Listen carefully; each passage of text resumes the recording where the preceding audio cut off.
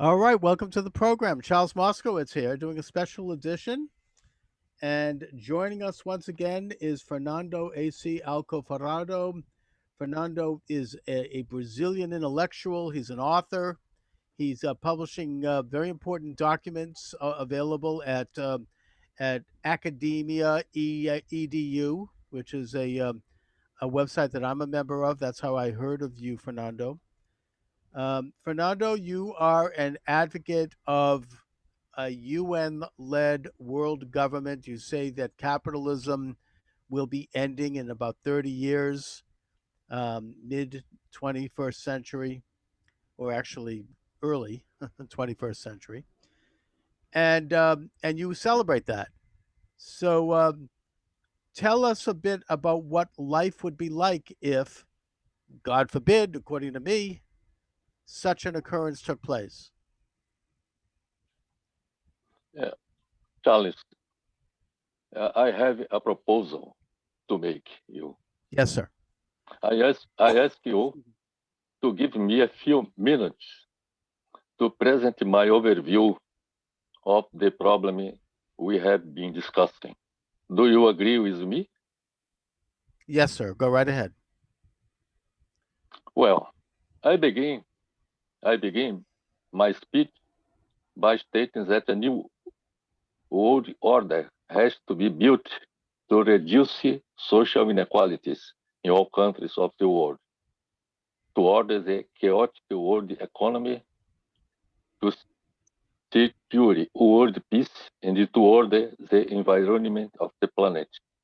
To achieve these goals, it's necessary to replace capitalism in each country and globally by a new political, economic, and social order to ensure the well-being of the entire world population, to implant a world government to order the world economy and ensure world peace, and adopt the sustainable development model to avoid environmental degradation and catastrophic climate change. I consider that there are many reasons for capitalism to be replaced by a new political, economic, and social order, because despite its contribution to economic and technological progress, it has produced many evils for humanity throughout its existence since the 12th century. In the contemporary era, capitalism presents a dynamic that is harmful to society with the predictable collapse of the financial system and the explosion of the global debt that can cause serious economic, social, and political losses. About this question, I published recently an article on Academia Edu uh, website. In addition, it should end, the capitalism should end in the middle of the 21st century, when the world profit rate and the growth rate of the world gross product will reach zero between 2057 and 2059. I have here figures to demonstrate our how we calculated uh, and we get this result. I consider that Scandinavians' experience of social democracy would be the best model of society to be built, because the countries of Scandinavian are the ones that present the greatest political, economic, and social progress, whose peoples are the happiest and they would recognized by the United Nations in their World Happiness Report. This alternative of society outperformed Soviet socialism, which, despite the reduction of social inequalities, disappeared in the late 1980, with the end of the Soviet Union and the socialism in Eastern European countries, thanks to its economic and political failure. The existence of a world government would fill a gap in the world in order to ensure the ordering of the world economy that operates chaotically without any regulation, to ensure world peace in the face of the United Nations inefficiency in achieving this objective, and to guarantee the ordering of the planet's environment to avoid environmental degradation and the risk of a catastrophic global climate change with the adoption of the sustainable development model worldwide. I have figures to demonstrate how the capitalism will end in the mid of the 21st century. Okay. We have this figure. Mm-hmm. This figure shows Yep, the I see it. evolution. Okay, então this figure presents the evolution of the gross profit rate from 1869 to 2007. And this figure presents here, the red curve presents the evolution of the global profit rate. And this line, this declining line here represents the average of the global profit rate from 1869 to 2007. Projecting this line to the future, will the year corresponding to global profit rate 0 is 2057. This is the evolution of global profit rate. This figure here. It's so you're talking about population then, is that right? Population? How? Population. Oh no, never mind. I missed the word. It's we're talking population about that. Okay. Here, okay. Here is the evolution of global profit rate. Using the least square method of statistics, the evolution of this line presents the value 0 in 2057. Another figure is that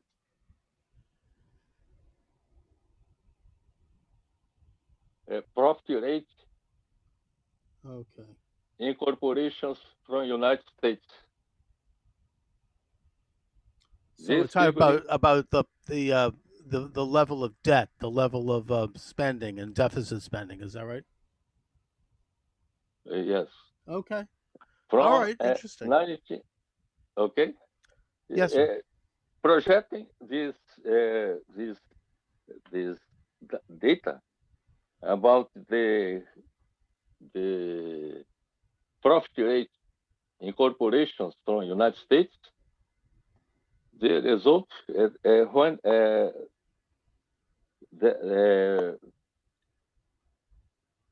the profit rate will be 0 in 2059. Observe that the figure, previous figure, this line is in corresponding to global profit rate occur in 2057, and this Okay. is in 2059. Okay. Yes, sir. Another figure important to present corresponds to world gross product. World gross product. Hmm. Here you have the evolution of the world gross product from 1961 to 2007. Here you have the average of the gross world gross product. Project this line to the future. It's important to say that the the world gross product will reach zero value in 2069, 59, in Okay. 2059. Okay. So then is it, we have convergence between all the data you have here, okay? And then the end of why we affirm that the capitalism will end in the middle of 21st century, because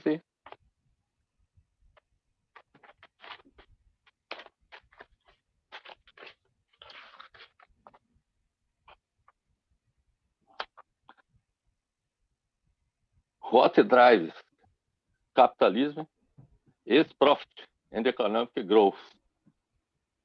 With uh, profit rate zero and the economic growth zero, capitalism, the investor, the capitalist doesn't have interest to invest in the accumulation of capital. That's my conclusion about the question of the end of capitalism. Okay? Okay. Okay. Well, I mean, Fernando, could I ask you a few questions? Um, are you saying that profit is going to be dropping steadily? Is that what your statistics prove? Or are you saying that you'd like to see some sort of a world government that would cause profits to drop steadily? Uh, could you repeat your question? So your statistics, I'm just trying to understand your statistics. You're showing a statistic which shows that profits, corporate profits, profits generally, gross national product, will be dropping. My question to you is, are you saying that as a good thing? Do you want to see profits drop because that will help the idea of creating a one world government, or do you simply believe that's what's going to happen, that there's going to be a drop in profits? Yeah. The my the basis of my interpretation, comprehension about the the problem is that the the the, the basis of analysis is the rate of profit and the rate of growth of economy. I Is don't going to decline. Is that right? I mean, you see it. Well, I mean, look, first of all, I mean, that was the exact theory of Karl Marx back in the mid 19th century, that profits and industry had served its purpose, capitalism had played its role in the world in terms of creating profit and creating capital, and that it was no yes. longer needed, that now the world should shift toward a distribution of capital. And Mhm. that turned out to be completely false. We now know that capitalism continued to grow and did so for another 100 years and more and on. We didn't, Marx did not predict the development of the supersonic jet or the internet or telecommunications or global Mhm. industry. I mean, and so profits have continued to grow because the human being has continued to invent and has continued to create. and has continued to consume and has continued to fulfill his own life. So capitalism is simply a natural condition. It's simply a condition that leaves the individual free to create their own life. It's not an ideology. It's not an idea. It is a snapshot of human nature. Like for example, property is natural. We all need to own or control property in the same way that animals understand. A beaver understands property when they create a dam. A bird understands property when they create a nest. You don't interfere with that property. Plants understand property. They compete for sunlight and for water and for earth with each other so that they can have property so that they can thrive. So, property is natural. Property exists whether you believe it's from God or whether you believe it's just from nature. The fact is that it's observable. And as are all of the other institutions of capitalism, this is the normal way to be. And if we allow ourselves to be who we are, and we create governments that protect our right to be who we are and defend that right, then we're going to have growth. We're going to have invention and creation. We're not going to stagnate. And the idea of getting rid of capitalism has been tried. It was tried by the Soviets. It was tried by the Nazis. It's tried by radical Islamic countries. It doesn't work because people need to, in order to be creative, they need to be free and they need to be able to function and control their own life and destiny. And that does mean inequality. There's no question about that. Look, I'm with you in terms of how to reduce inequality. But I don't think that your method is going to do that. I think what does that is capitalism. It doesn't eliminate inequality because inequality is part of life, but it reduces the hard effects of it so that we can all basically find our place and find a share. I just disagree with your prescription. I think that we need to have a concert of nations, not one world nation, because then we have a natural system of balance and checks and balances and competition. You're not going to eliminate war. War is something, unfortunately, that's going to be with us because it's a dark side of human nature. For the same reason, we're going to always have people robbing from us, and there'll always be thieves, right? You're sitting in your house right now. I assume you have your door locked. I assume the door to your car is locked because you know that there might be a thief who could come in and interrupt your property. That's just part of life. We can't change that. We can reduce it. We cannot, but we can't eliminate it. And promises to eliminate those sorts of things are are false. I mean, they've been proven to be false, and it's kind of like a pipe dream, and it's it goes against what is real, what is human, what is nature.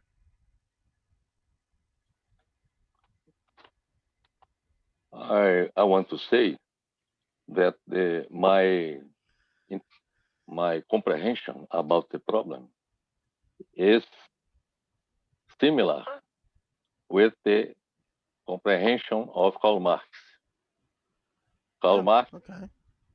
uh, said that capitalism uh, would have a downward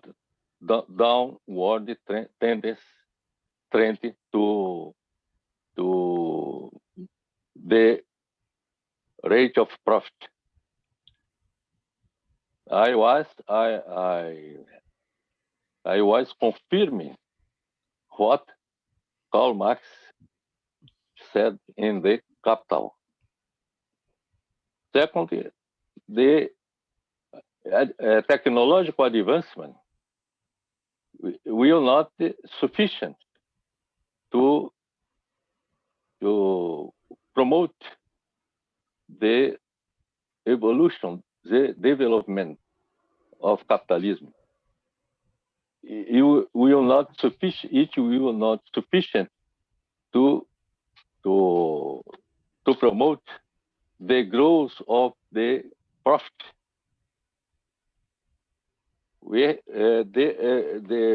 The curve of the red curve of figure one that I have presented shows that uh, from 1869 to present days, to current days, with technological evolution during this period, the rate of profit showed uh, uh, uh, rate of profit shows a downward trend. Then That's I not think true. that That's not the true. That's not true in the United States. that The is United that States então the, has become wealthier. There are more rich uh, people in this country. There's a vastly larger middle class. Poor people in this country are much better off. If you look at a poorer person in this country, they're a lot better off than most middle class people in other countries. I mean, America has grown because of capitalism, because of investment, because of the creation of capital due to invention. And that capital has been reinvested into the economy, and the economy has grown. Now, I'm not saying that because I'm a chauvinistic American, because I think America is better than any other country. I mean, you could say the same thing about Japan or South Korea or Singapore. You could say the same thing about well, you used to be able to say it about Venezuela before the communists took over. You could say that about Chile. You could say that about a lot of countries in the world that have embraced various degrees of freedom. Canada, Western Europe, Eastern Europe. I mean, this is not, you know, unique to the United States. I mean, these are universal ideas which can apply to any culture, any nation, depending upon how they adapt to it to fit their own culture. We're all different and we should be different. But I just really dispute your conclusions there. I think that the whole world is a lot richer today and it's a lot more peaceful today. There are no major wars right now in the world. We had two world wars thanks to socialistic designs of people who wanted to create a world order, and they were defeated. We should learn the lesson from that. well, one aspect that I want to say is that the productive activity, the rate of profit of productive activity, that the downward trend of the rate of profit of product, productive activities contributed to the financialization of the economy. And this is the main reasons for the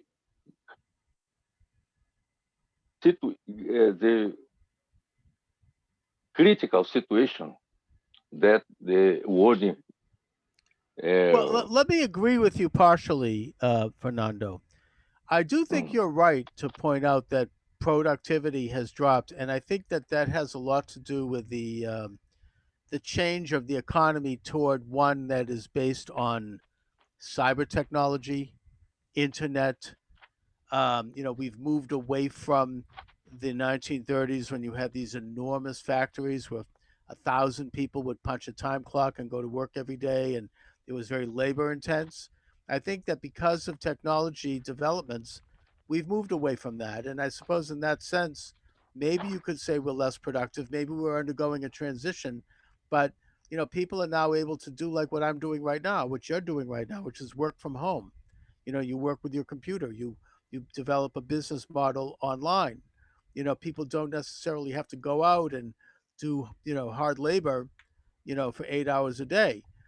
And so in that sense, maybe you could say the production is down. What I would suggest is, I mean, maybe I'm taking an optimistic view of this, but I think with human invention, with human ability, with the ability to think and reason and learn, accumulate knowledge, and then do more things, we're going to find a new kind of production. That might be colonizing Mars. I mean, President Trump is talking about a space program.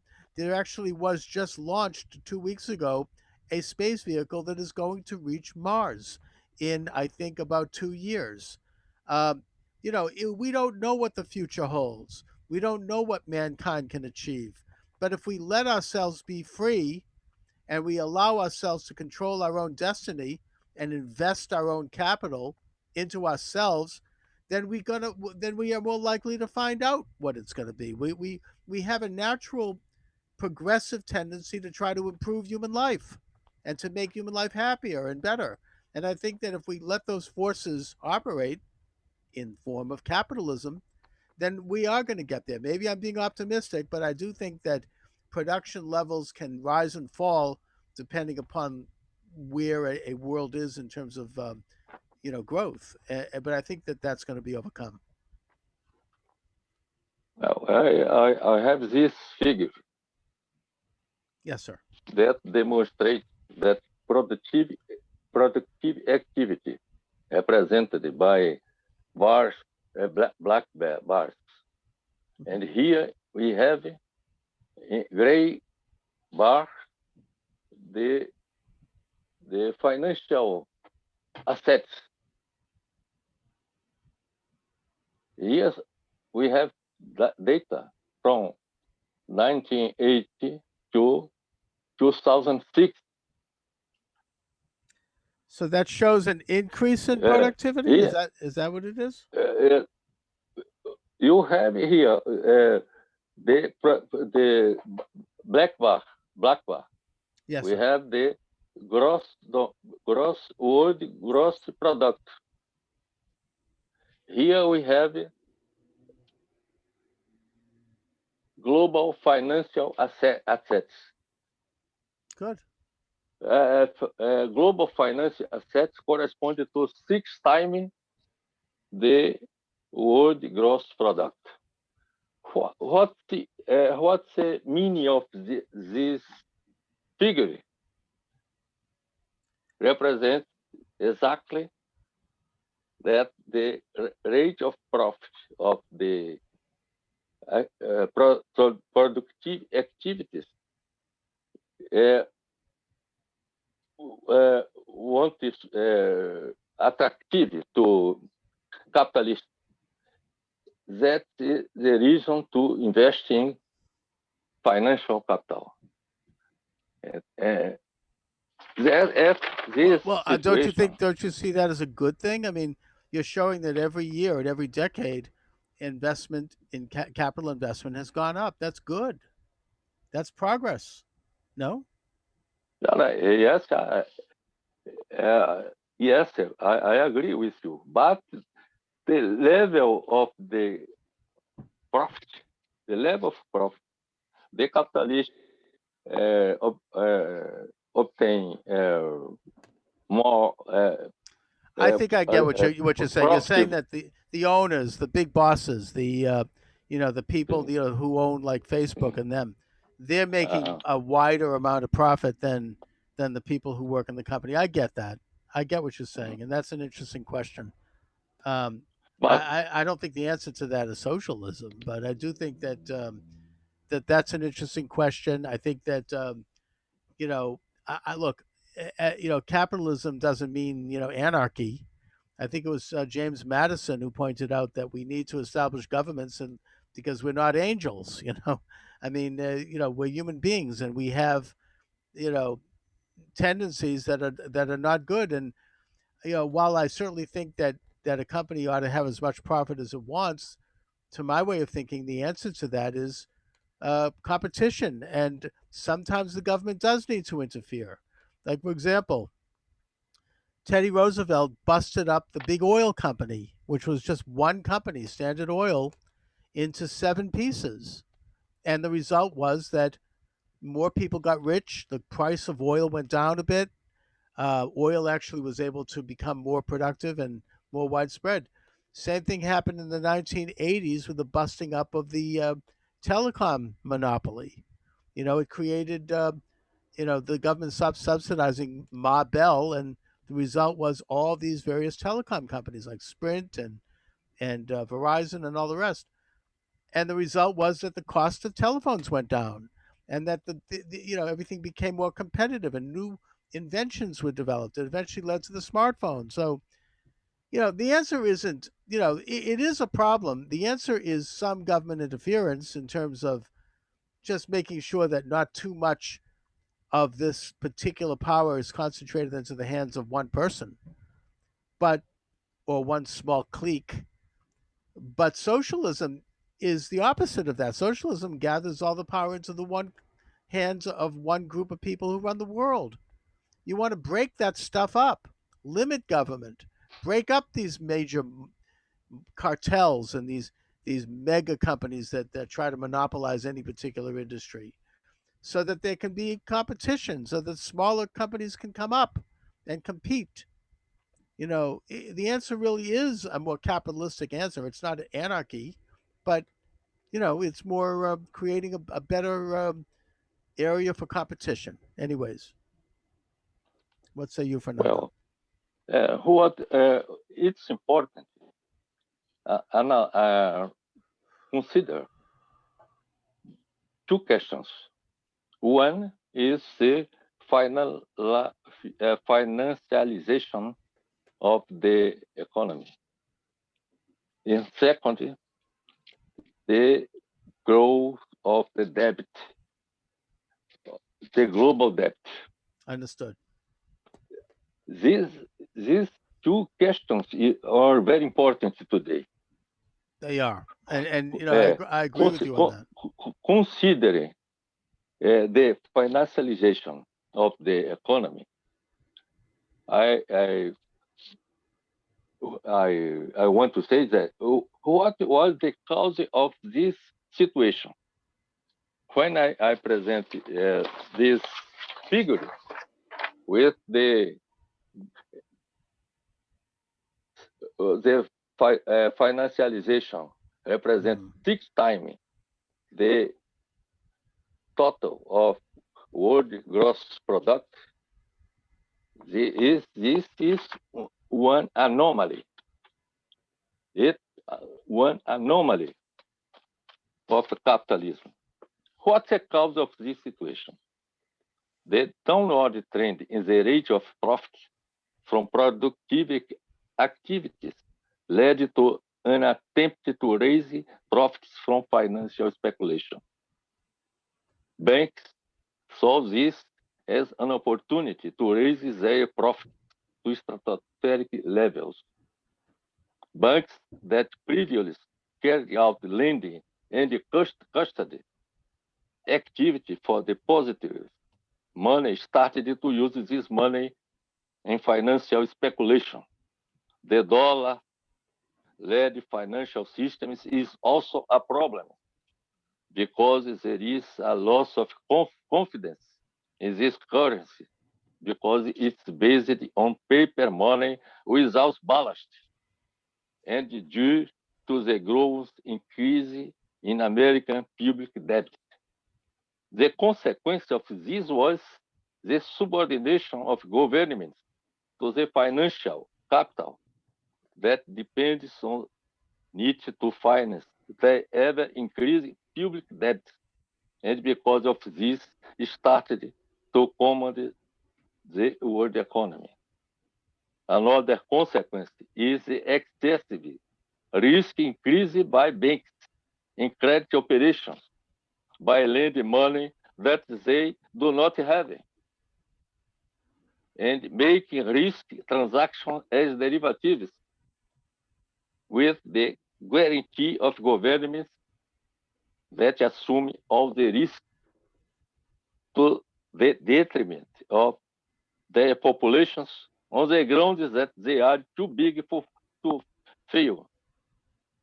I think that solutions to finance to world financial system is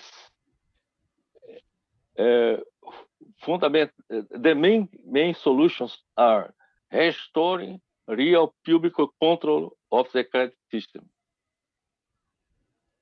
by government, strict control of capital flows and of tax havens by the government, divide banking activity into two separate business lines, lending and depositors money custody, thus avoiding the creation of domestic currency. Banks should have 100%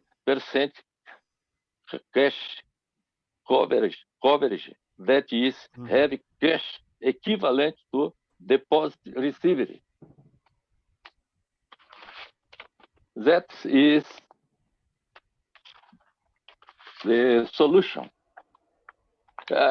Another solution is government should not guarantee banks with the involvement of central banks for bank loans of securities that banks do not have. Banks should not make loans with values much higher than their own capital in order not to increase the weakness of the system and the payment risk. The main question of the financial system is exactly the fact of banks making loans without have own capital in order to uh, pay the depositors when the depositors raise to the banks. Well, Fernando, this is an area where I actually have a lot of agreement with you on. I mean, first of all, I recognize the fact that governments at times need to borrow money. They need to have debt. This is one of those times. The coronavirus. Small businesses are going under, and people are being told to stay shut down. So the federal government in the United States, and probably in other countries, is borrowing money so that they can grant loans and forgive loans to small businesses and to people who otherwise have no income because of the virus. So you have an emergency, and there is a need to borrow. But having said that, I would agree that the central banking system is not good.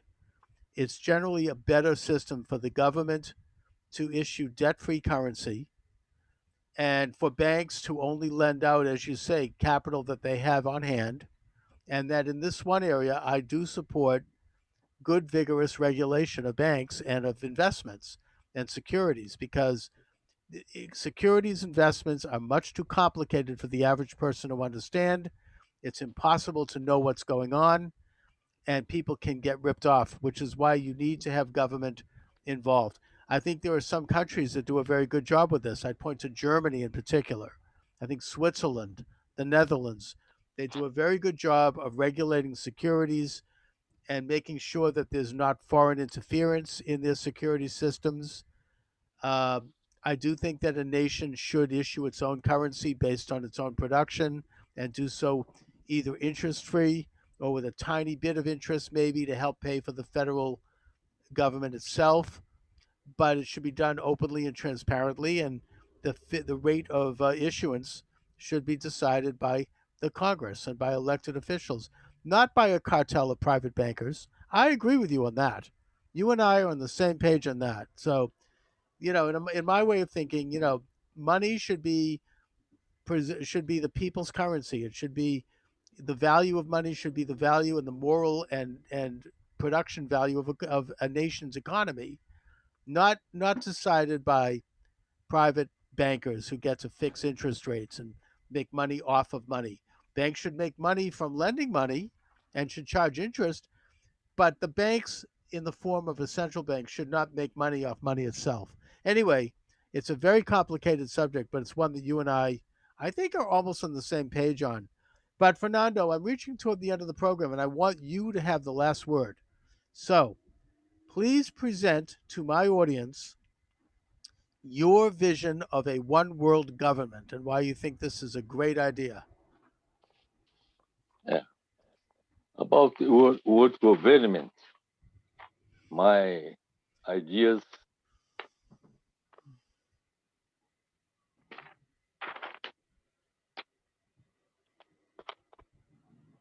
I have want to say is that about the world government, Yes, sir. a democratic world government should not replace the governments of each nation and make them its vassals. This is one preoccupation of several nations, that the creation of a world government, the nations would be vassals of this government. I don't agree with this. Okay. National government would maintain their autonomies, being governed according to the interest of their people, while the democratic world government would aim to defend the general interest of the planet.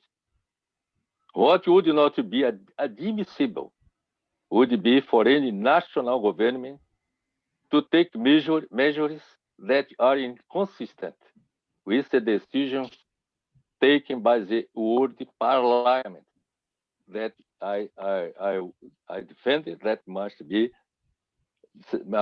should be created. The World Parliament that would translate the will of the majority of the peoples of the entire world. The decision of a parliament is the main decisions of world government.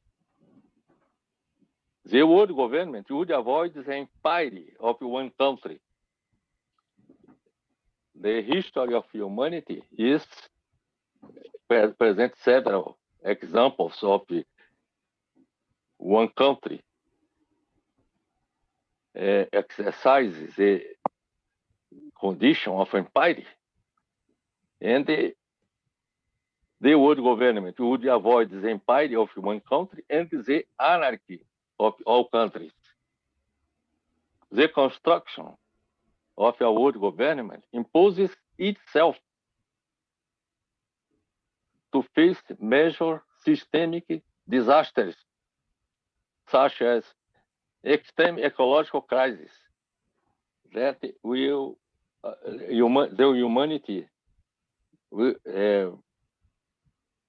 suffer in the mid of the 21st century with the climate change, global climate change.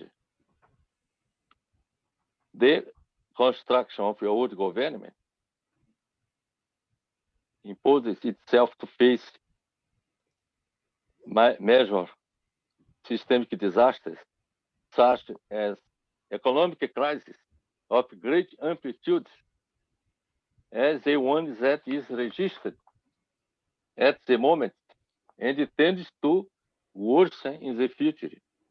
The globalization of organized crime, the fall of a meteor on planet Earth, and the advance of terrorism.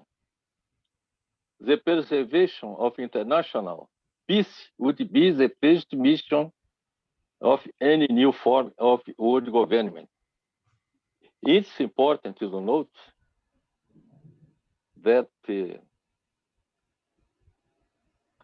current world system is characterized by the most absolute disorder at the international level, due to the lack of coordination with all countries in the planning of systems related to the world economy, the global environment and international relations, and the absence of feedback and control mechanisms that allows the correction of directions. The chaotic world system today at the international level can only be eliminated with existence of a global democratic government to promote the regulation of the world economy, the environment, and the international relations of the planet. This is my opinion about the world government. Okay. I think that today we have one situation of absolute disorder. The only condition to uh, put order on the system is creating a world government. Okay. All right. Well, Mhm. I'm Mhm. glad to have had you present your view, Fernando Alcofarado. I want to thank you very much for joining me this afternoon. I've enjoyed it. Very interesting conversation. Um, I I, thank you. my pleasure. I My thank pleasure. you. I thank you very much. Thank you, sir. Eh, I hope you have uh, uh, presenting your excellent conversations in your interviews. Thank you. I am. That's what I It strive was to a do. pleasure to meet you. Yes, sir. Thank you very much. And Thank you very much. perhaps I'll talk with you soon. And have a wonderful evening. Thank you, sir.